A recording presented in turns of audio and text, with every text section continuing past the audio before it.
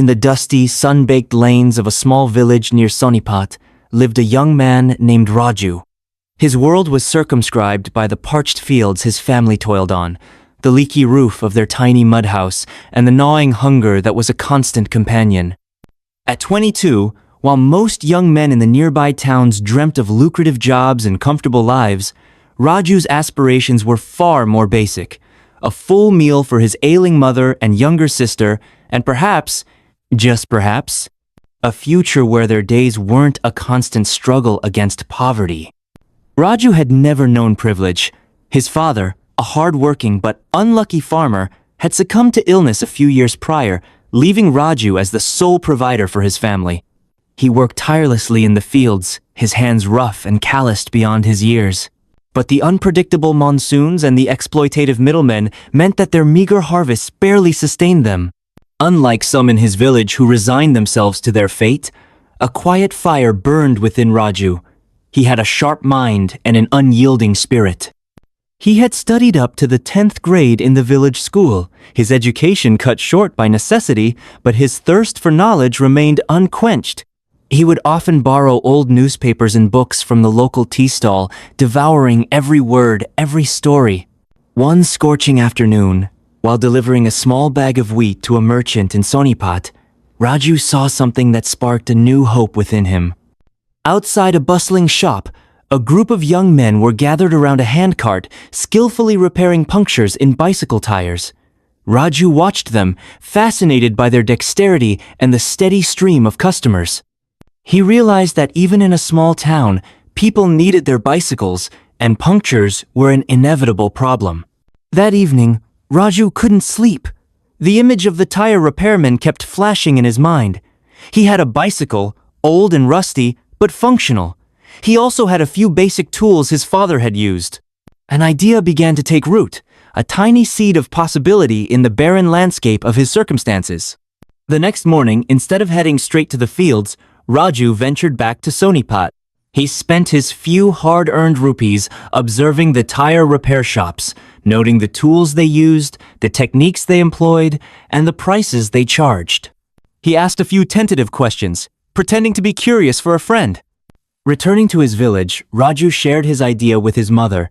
Initially hesitant, seeing the determination in his eyes and the desperation of their situation, she eventually gave him her blessings. With the little money they had saved, Raju bought a basic puncture repair kit, a rubber solution, patches, a tire lever, and a small hand pump. He set up his makeshift shop under a large banyan tree at the edge of the village, a spot where the road leading to Sonipat passed. His first few days were disheartening.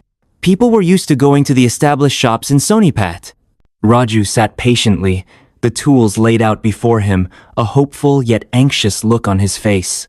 Days turned into a week, and Raju hadn't earned a single rupee. Doubt began to creep in. Had he been foolish to think he could escape the clutches of poverty with such a small endeavor? His mother, seeing his dejection, encouraged him to persevere. "Every big tree starts as a small seed, Raju," she would say, her words carrying the wisdom of generations who had faced similar hardships.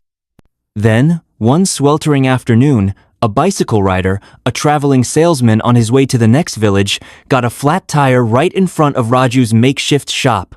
The man was hot, tired, and frustrated. Raju, seizing the opportunity, offered his services. His hands, though used to the rough work of the fields, were surprisingly adept. He quickly located the puncture, applied the patch, and inflated the tire. The salesman, relieved and impressed by Raju's quick work and polite demeanor, paid him a small sum, more than Raju had dared to hope for. That was the turning point. Word slowly began to spread in the neighboring villages about the honest and hardworking young man under the banyan tree. People started stopping by, not just for punctures, but also for minor repairs, and even to inflate their tires. Raju's earnings were still modest, but it was enough to bring a little relief to his family. For the first time in a long time, they didn't go to bed hungry. Raju was diligent and resourceful. He saved every rupee he could and slowly started expanding his little setup. He bought a better quality pump, more tools, and even a few spare tubes and tires. He learned from every repair, honing his skills and understanding the mechanics of bicycles better. He also understood the importance of honesty and hard work. He never overcharged his customers and always went the extra mile to ensure their satisfaction. His reputation grew, and soon, people from further away started seeking him out. Years passed. The dusty patch under the banyan tree transformed. Raju built a small, sturdy shed.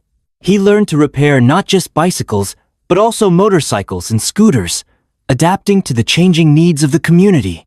He even hired a young boy from his village as an assistant, providing him with an income and teaching him a trade.